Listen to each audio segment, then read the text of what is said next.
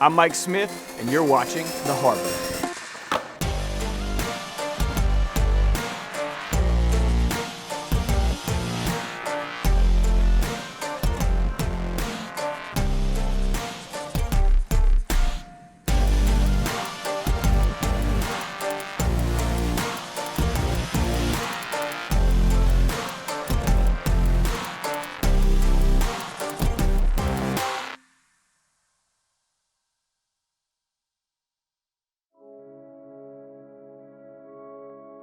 Over the past few years, I've had the privilege of walking in and out of hundreds of high schools all across the country. And I've noticed something.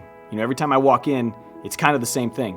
The schools look the same, they feel the same. The kids, they're all the same. And it doesn't matter how different your city, your community, or your state is. The high schools, they just feel the same. It's like there's this pressure to be similar. It's like everyone's trying to be the same kind of unique. It was the same thing in my high school. You'd walk into the cafeteria and you could see it. Your football team was here, your cheerleaders were here, the band kids were here, your leadership kids are here, and there's that group of kids that, you're not a clique, but you're just one big giant clique, and they're over here. And it's the same thing in the adult world too. The cool guys from New York are the same in Austin as they are in Denver as it is in San Francisco. Now, it doesn't matter how old you are or what you're into. It's like there's always this universal pressure to conform.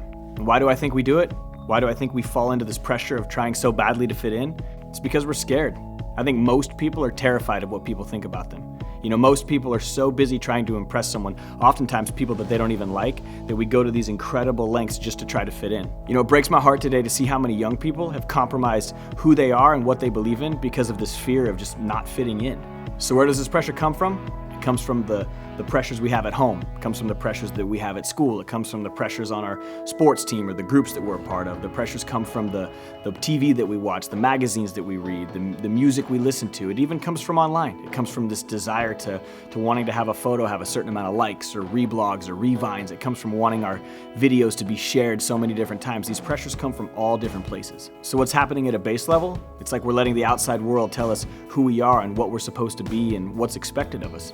I think the reason that we give into pressure, the reason that it has such a profound effect on us is because, at some level, whatever you're into, I don't care if you're into football, I don't care if you're in the band, I don't care if you play, video games, at some level, we're all kind of living for the applause. We all want to be connected. We all want to be appreciated. We all want to feel valued. At some level, all of us, we want to be known. And I think pressure, it affects us all differently. Most of you, you're just trying to fit in. A lot of you are just trying to survive. You're trying to find your crew, your group, what you can feel connected with. And every day there's this kind of pressure to sort of see, who you're going to identify the most with. And I think that's where most of you are at. Some of you, you're the kids watching this that are saying in your head, I don't care what anybody thinks about me.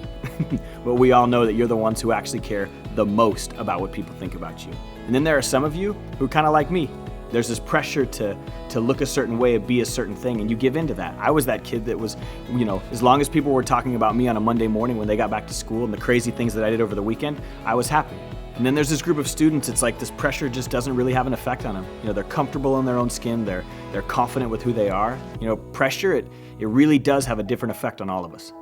There's this interesting book where a hospice nurse, she interviewed people on their deathbed. She basically asked them what their biggest regrets were right before they died. And the most common regret was that they wish they had the courage to live a life more true to themselves and not the life that others expected from them. And as you think about those people on their deathbed, I don't want that to be your regret. I don't want that to be my regret. Some of the happiest, most successful, most incredible people I know are the ones who are completely comfortable in their skin. It's like they don't have to give into this pressure, and they're certainly not pressuring other people to believe or think or act like they do. For you girls, there's always going to be this pressure to focus on, clothes and hair and makeup and what boys think about you or how far you're willing to go with someone to feel appreciated or validated. And I can promise you that those things aren't going to be the things that define you. And for you boys, there's always going to be this pressure to fit in, to conform, to take something from a girl. It's like that locker room talk thing. And I can promise you that those aren't going to be the things that define you either. My hope for you is the next time you go to a party, you don't have to drink a beer. You don't have to give up a piece of yourself to feel included. You don't have to live your life for the Facebook or Instagram likes. My hope for you is that you can live a life where you're just fully confident and comfortable with who you are. This is your life. You either choose to make your own decisions or you choose to let other people make them for you.